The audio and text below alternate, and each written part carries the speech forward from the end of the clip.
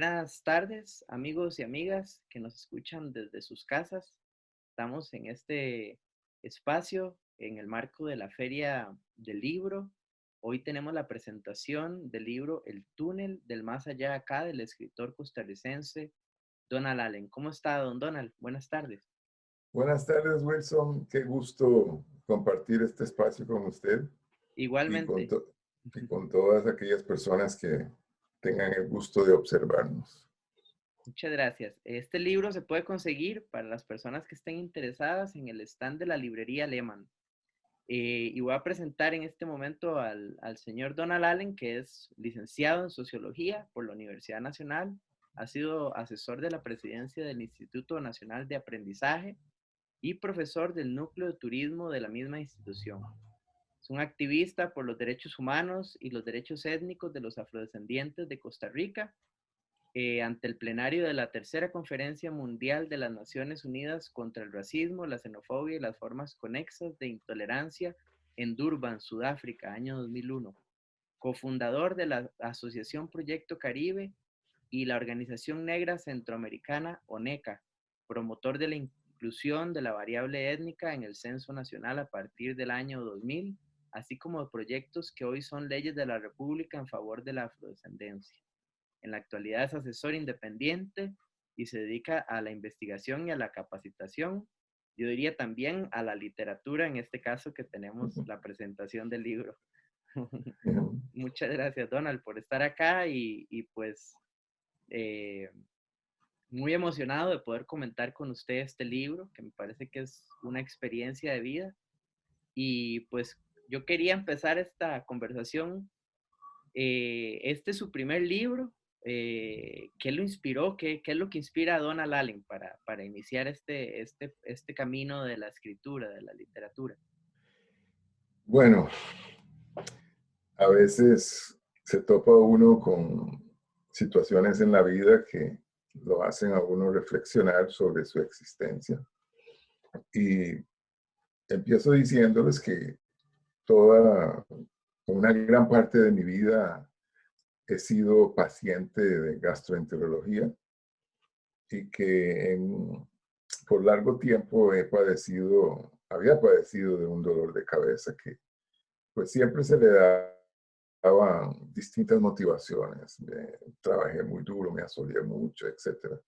Pero ya ese dolor fue creciendo y solicité que me hicieran un TAC para ver lo que estaba pasando. Y sorprendentemente me fue informado que tenía 2 tumores en mi cabeza.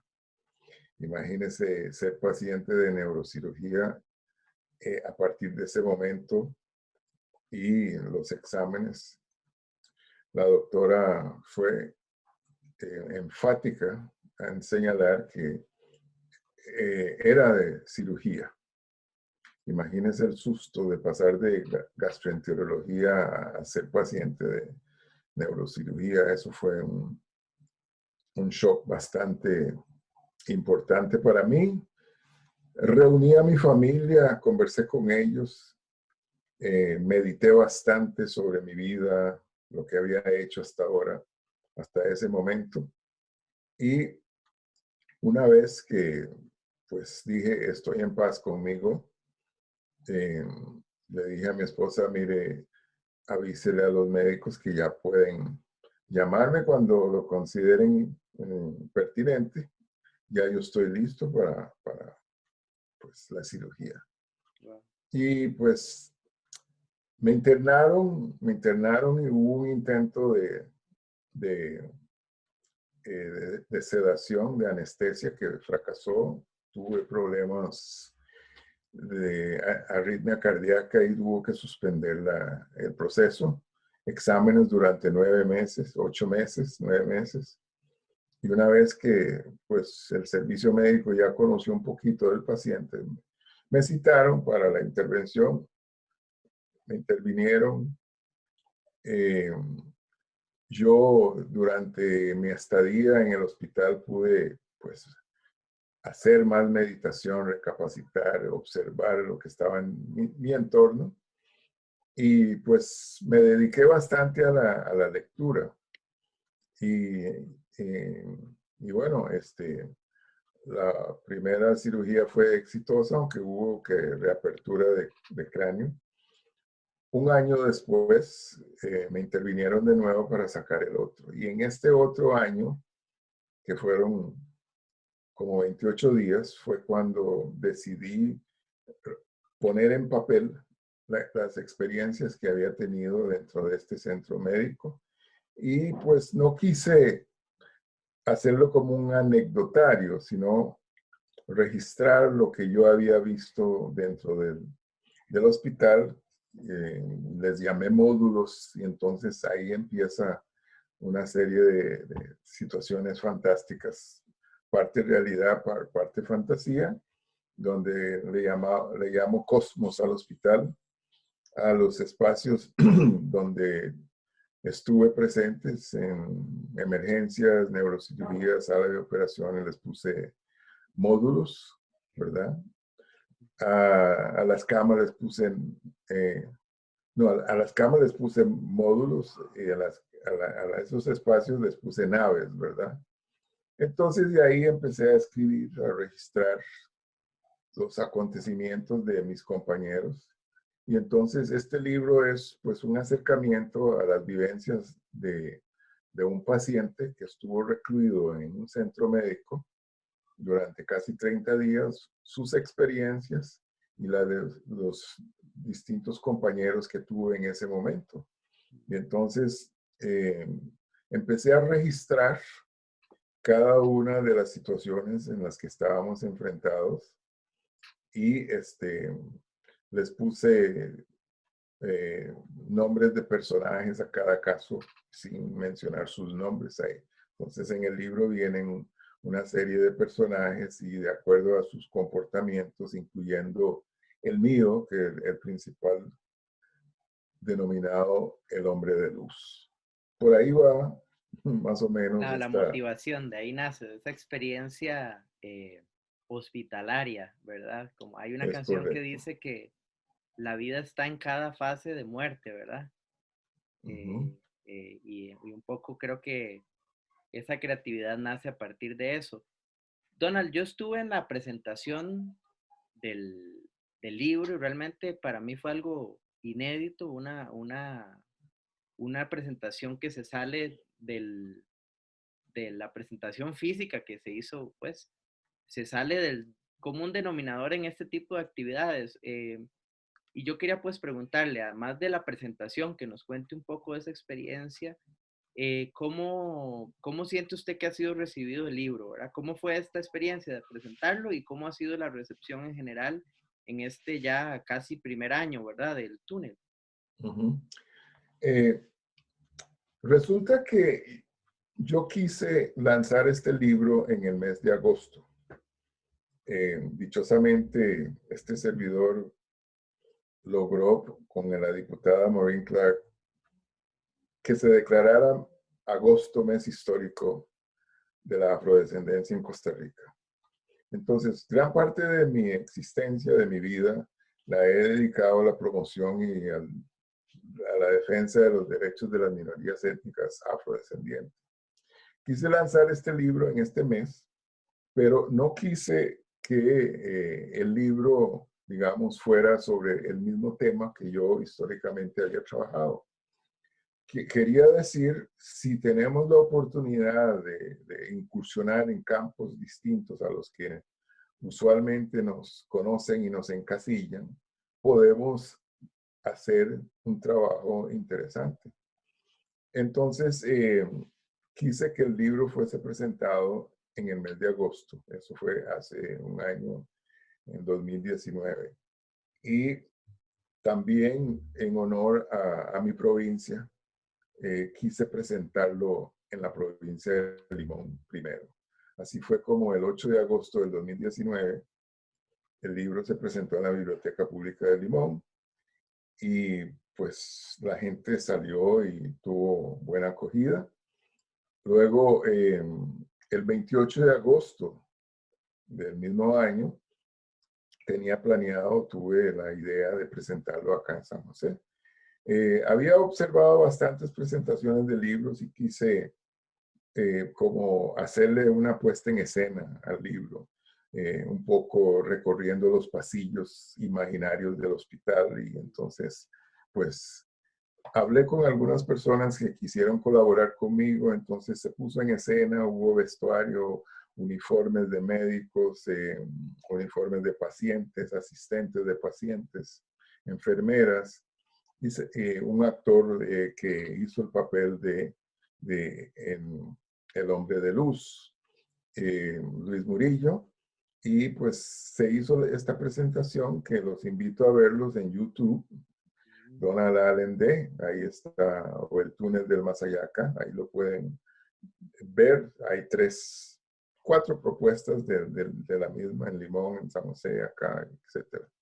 Entonces quise ponerlo más que el tradicional presentación del libro de tres personas en un panel y el autor, quise darle como movimiento. Entonces, el arte como un todo, pues implica varias áreas, ¿no? El arte literario, el arte musical, el arte escénico, etc. Entonces quise combinar un poquito de todo eso para las personas y bueno, muy satisfecho.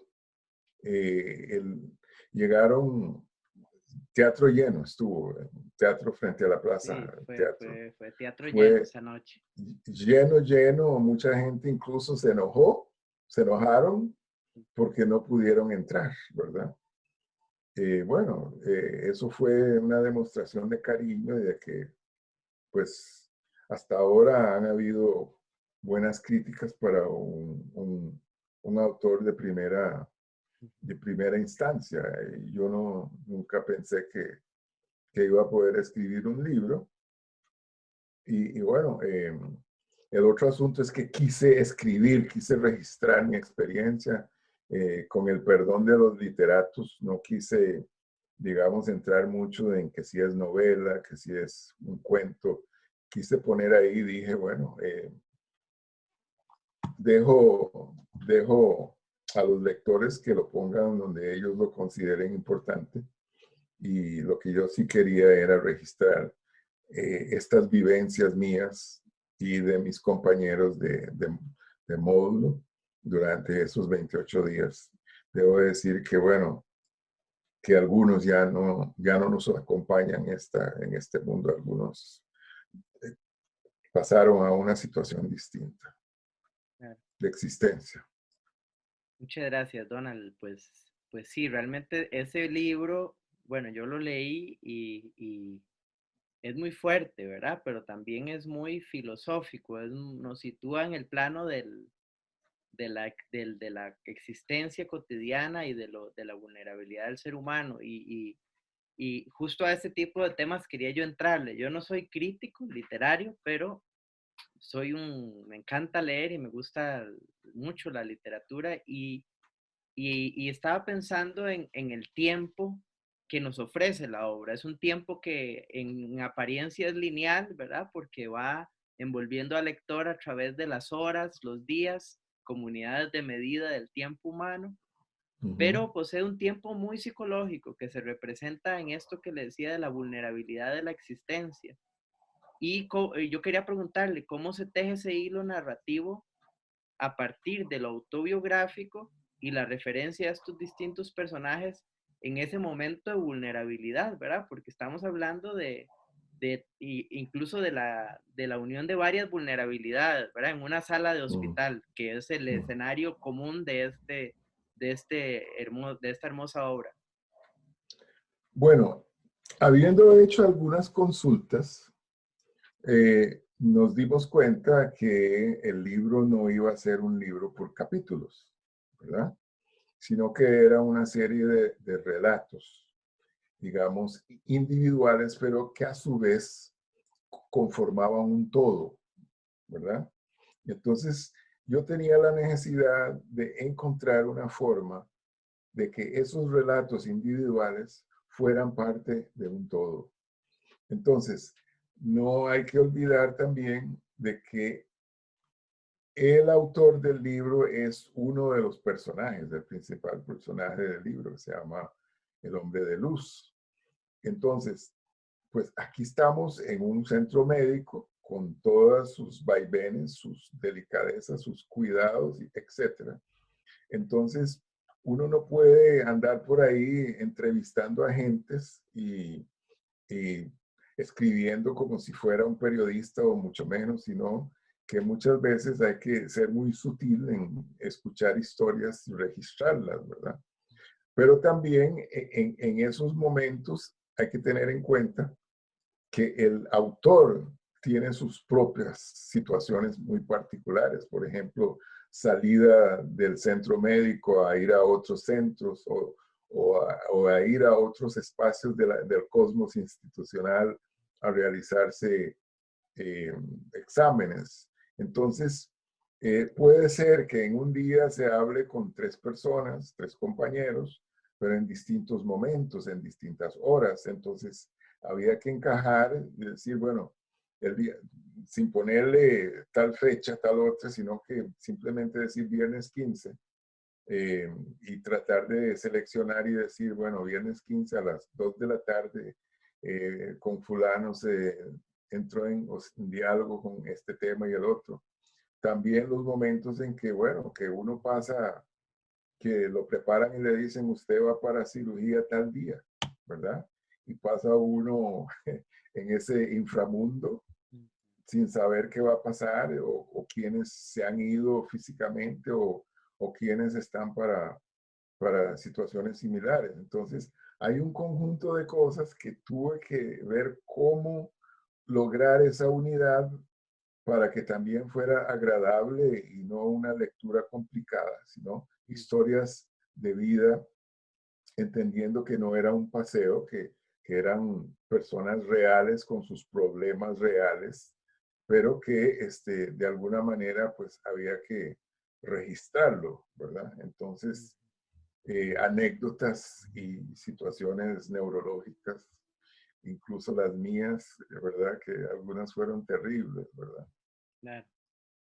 Sí, entonces esa psicología, pues, de la vulnerabilidad, la que le da la unidad, ¿verdad? De estar ahí, ¿verdad? Como usted lo dice, tan cuando usted habla de la posición horizontal, que habla de esta forma de estar tan a expensas del otro, ¿verdad? Y justamente en este mismo marco es donde la amistad juega un rol como muy importante y usted hace una disertación en torno a la amistad y en torno a aquel dicho que dice que uno solo sabe cuáles son sus verdaderos amigos cuando está en el hospital o cuando está en la cárcel. Y usted le da vuelta a ese dicho y usted dice algo así como que la amistad es algo que se cultiva en dos direcciones y que el olvido o el desentendimiento son producto del desinterés mutuo. ¿Cuál es el papel que usted le da en el túnel, en este túnel? ¿Cuál es el papel que usted le da a la amistad en el marco de estas búsquedas filosóficas que plantea la obra? Mire, usted y yo, y estoy seguro que muchos de nuestros escuchas habrán escuchado muchos relatos sobre el túnel con la luz al final. Y es un dicho muy popular. Pero yo quise de alguna forma entender cuál era ese túnel y logré a través de la reflexión pensar que el túnel era este túnel de vida a la que vivimos, nuestra vida y cómo la vivimos. Entonces, cuando uno se da cuenta de lo vulnerable que uno es, ¿verdad? Al estar en un hospital y tener que depender de otros para seguir viviendo, es cuando uno se da cuenta del valor que tiene la vida. Y también se da cuenta de lo que cada uno de nosotros pudiera estar haciendo con su vida, ya sea la mía, la de cómo otros abordan su vida, qué han estado haciendo, si la han estado cuidando o no, porque esta vida que tengo preguntaría a uno, ¿y de dónde salió esta vida? ¿Quién me dio esta vida? ¿Por qué tengo yo esta vida? Y cuando a uno le dan un regalo, se supone que uno debe cuidar ese regalo. Pero sucede que a veces cuidamos más una piedra preciosa que nuestra propia vida. Y de ahí entonces es que después de una reflexión profunda y uno dice, bueno, estoy aquí en este momento, pero no sé si voy a poder salir eh, con vida de esta situación. Donald, en este marco de lo que usted dice que es como esta impotencia, ¿verdad? Un poco del ser humano frente a lo que es el destino, que está muy fuera de nuestras manos, y usted lo aborda desde la sala de un hospital, ¿verdad? Pero esta impotencia yo siento que traspasa las paredes de un hospital, porque la vida cotidiana, creo que es parte de la enseñanza que usted deja, está constituida de un montón de cosas que no controlamos, ¿verdad? Pero a veces creemos que tenemos la rienda. ¿Usted cómo identifica cómo el túnel nos lleva a partir de esas búsquedas, ¿verdad? Espirituales en torno a esa impotencia que tenemos los seres humanos, a esa búsqueda de un sentido hacia la vida? En primer lugar, hay que tomar en cuenta de que casi todos los seres humanos somos seres espirituales, ¿verdad? Algunas personas se enmarcan dentro de X o Y religión y que siempre se nos ha dicho que en esta vida y en la otra vida, ¿verdad? Entonces quise incursionar sobre esta situación de cómo se estaba manejando la vida en distintas denominaciones, ¿verdad? Y me doy cuenta de que siempre hay una promesa. Y esta promesa no es en esta vida, siempre es en la otra vida. Que si uno hace las cosas bien acá, en la otra le puede ir mejor, ¿verdad?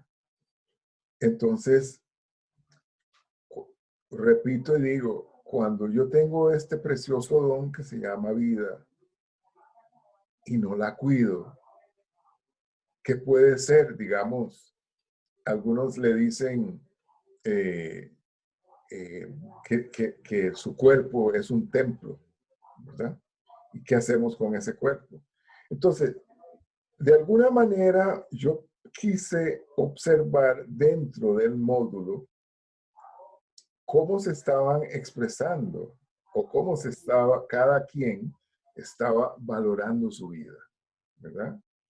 Y pude recoger historias, por ejemplo, del chico de la moto, que es un personaje real, pero que en su vida real le gustaba la velocidad de las motos y eso lo condujo a llegar a estar internado en el hospital o en el centro médico donde él señala y me cuenta a mí cómo era su vida y el amor a la velocidad y a las motocicletas y cómo casi pierde la vida por ese gusto. Es decir, no tiene presente que su vida es preciosa, entonces la arriesga por medio de la velocidad, ¿verdad? También hay otros personajes que dedican su vida a hacer el bien a los demás. Es el caso de el siervo de Dios, que es uno de mis personajes en el libro. Ha dedicado su vida profesional y personal a ayudar a los demás, incluso dentro de la nave. Y llegó a ser paciente con sus afectaciones humanas, ser atendido por otros e incluso algunas veces por otros que él asistía en sus momentos de debilidad. Y una situación que me llamó mucho la atención es que en la misma cama donde horas antes había estado el siervo de Dios, llega una figura que me doy cuenta que le dicen alias burro y que a todas luces es un delincuente que agrede a los demás, los asalta y si es del caso, pues los hiere y a él le asignan la misma cama, ¿verdad? Wow. Entonces me pongo a reflexionar de que en el centro médico no les importa cuál es la misión o la labor de cada uno. La misión de ellos es salvar vidas y darle bienestar al ser humano. Entonces, esas situaciones es la que lo pone a uno a pensar y a reflexionar cómo cada cual maneja su vida, qué hace con él. Por ejemplo, una persona bueno, que lamentablemente pudiera caer en el vicio del alcohol, lo que está haciendo es cometiendo suicidio gradualmente, o sea, no está valorando esa vida, ¿verdad? Y muchas veces eh, tiene que tener un encontronazo muy cercano a la muerte, que no fue mi caso, para darse cuenta de esto. Entonces muchas personas se pasan de extremo al otro extremo. Muchos entran en la cuestión de la religión y se vuelven fanáticos, etcétera, ¿verdad? Comprendo, Donald. Un poco disruptivo con lo que veníamos hablando. Yo quería hacerle otra pregunta, ya nos queda un poquito menos de tiempo, entonces para esta pregunta es más bien porque leyendo la obra en el contexto en el que estamos de la pandemia y el papel que tiene el sistema de salud pública y los funcionarios y funcionarias de los servicios de salud públicos del país, a mí me resultó muy político en el fondo, ¿verdad? Me parecía que tenía, y yo creo que sin pretenderlo, porque es una obra que en ningún momento se ofrece un discurso, pero en el fondo deja un gran mensaje sobre esto, ¿verdad? Y sobre la vigencia que tiene en este marco. ¿Usted cómo analiza esa lectura que me surge a mí como lector? Muy, muy interesante. Usted lo pone como desde un marco muy político y yo quisiera decirle, Wilson, si yo fuera, digamos, un activista político, podría entenderlo de esa forma, pero habiendo sido promotor de derechos humanos, yo lo enmarco más en el campo de los derechos de la humanidad, del ser humano en el que yo creo. No hay que olvidar que yo soy sociólogo. Entonces, yo quise no solo contar una historia como un anecdotario, a pesar de que algunas personas me dijeron, bueno, es que esta parte es más histórica, se puede recopilar por aquí, por allá. Yo quise señalar cómo era el funcionamiento interno dentro de estos tres módulos en las que tuvo que ver con mi vida. Y de alguna manera decirle a la Caja Costarricense de Seguro Social, muchas gracias por haber salvado mi vida. Porque si no hubiese sido así, si yo no hubiera estado afiliado a la Caja, quizás yo no hubiera tenido los recursos para cubrir el costo de todos los exámenes a las que yo fui sometido, incluyendo las estadías que tienen su costo, los medicamentos, el servicio profesional. Entonces, sucede que un año antes de esta pandemia, ¿verdad? Yo hago un relato de cómo es el servicio de emergencia, cómo es el servicio de neurocirugía, cómo es el servicio de la sala de operaciones. Y digo, en buena hora que tenemos eso en Costa Rica, porque si no, no sé. Eh, disculpe. Y sucede que un año después, con esta pandemia, cuando yo enciendo el televisor y empiezo a ver todas las felicitaciones para la caja y los aplausos para los funcionarios de salud, digo, en buena hora que el libro tiene fecha, porque si no, alguien hubiera dicho, este es un oportunista que se está aprovechando. Muchas gracias. Se está aprovechando de la coyuntura. Es decir, como hacían los chiquitos, yo lo dije primero, de que la caja, perdón, la caja es bueno. Valga decir, a Obama y al Partido Democrático en Estados Unidos les han llamado comunistas por querer establecer en los Estados Unidos un servicio de cobertura universal médico como lo tenemos nosotros. Entonces, no es poca cosa. Y entonces yo estoy muy agradecido con todo el personal y todas las personas que tuvieron que ver con mi salud y también con las personas que hicieron posible que yo pudiera escribir este libro. De ahí que viene una página de agradecimientos que asustó a algunas personas, que mucha gente, pues, incluso algunos quedaron afuera. Algunos quedaron afuera y que siguen colaborando. En el caso suyo, Wilson, estoy muy agradecido con usted, todo el apoyo que hemos tenido, incluyendo conseguir la sala para presentar el libro. Agradecido con la editorial Alma Mater, don Guillermo Carvajal, agradecido con don Antonio Lehmann, que creyó y cree en este proyecto que se llama El Túnel. No es fácil que un autor de primera mano logre estos tipos de apoyo, ¿verdad? Para poner a circular su libro en una librería y en una editorial tan prestigiosos como esos. Claro. Bueno, Donald, se nos ha ido el tiempo, se nos fue volando esta conversación. Yo quiero agradecerle nuevamente por esta disertación que usted, bueno, nos ha brindado. Creo que nos da un muy buen sabor de boca para las personas que todavía no han leído el libro. Queremos recordarles que lo pueden consultar en el estante de la librería Lehman, que es la distribuidora casi que oficial, ¿verdad? De este libro del escritor Donald Allen, el escritor costarricense Donald Allen. Yo pues quería agradecerle, Donald, y muy brevemente invitarle a hacer un cierrecito de un minuto. Bueno, muy agradecido con todas las personas que han estado apoyando mi obra, El Túnel del Más Allá, acá.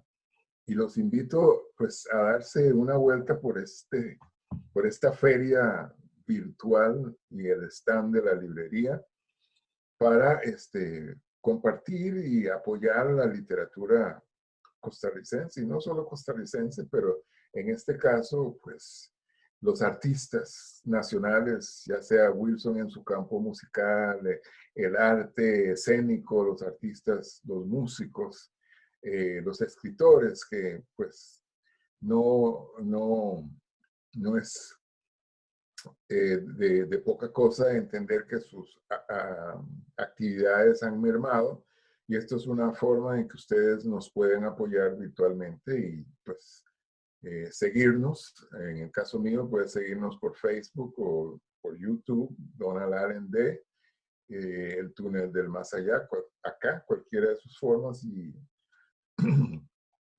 visualizar un poquito más de lo que Wilson y yo hemos estado hablando en este espacio. Y quedo muy agradecido y esperando que nos apoyen en estas actividades. Muchas gracias, Donald, y muchas gracias a la gente que nos sintonizó por esta vía y que tengan una muy buena tarde.